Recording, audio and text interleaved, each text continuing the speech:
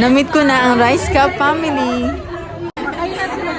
So mga beshi, ngayong araw pupunta tayo sa Jollibee. Sa tagal ko nang kumakain sa Jollibee at pumupunta, ngayon lang talaga ako sobrang excited. Niyaya ko nga si mama at papa at pati ang kapatid ko pumunta sa Jollibee. Ito na nga, nandito na kami sa Jollibee Balayan. Inagahan nga namin ang pagpunta para kakaunti pa ang tao. Sa unahan kami makapwesto.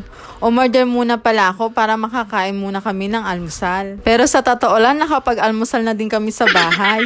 Habang nakain nga kami, binigyan kami ng mga lobo. Ngayon araw kasi pinagdiriwang ng Jollibee ang ika-25 anniversary nila dito sa Balayan. At ang isang pinakaabangan nilang guest, itong Rice Cup family. Sa tulad ko na nag-uumpisa pa lang sa pagbablog, hindi ko maipaliwanag ang saya na nakita ko sila. Isa din sila kasi sa inahangaan ko. Noong una nga nahihiya pa akong lumapit. Pero sabi ko, ito na yung pagkakataon ko para sila ma-meet. Kaya kinapalan ko na talaga ang aking mukha.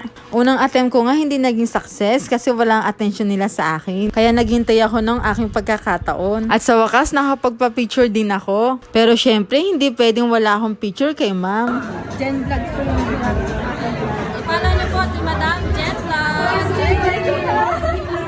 Isipin mo yun, hindi ko lang sila nakausap na mention pa ang vlog ko. Nakakatuwa lang kasi hindi ko ma-imagine yung napapanood ko lang sa YouTube ngayong kaharap ko na. Nag-umpisa na nga din ang program at lumabas na din si Jollibee.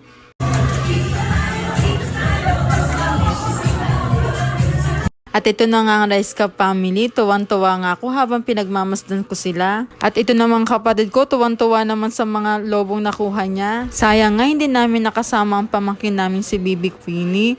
Pero okay lang kasi lahat naman lobong iyan ay bibigay namin sa kanya. Kaya hanggang dito na lang, salamat sa panonood, bye-bye! But I can see us lost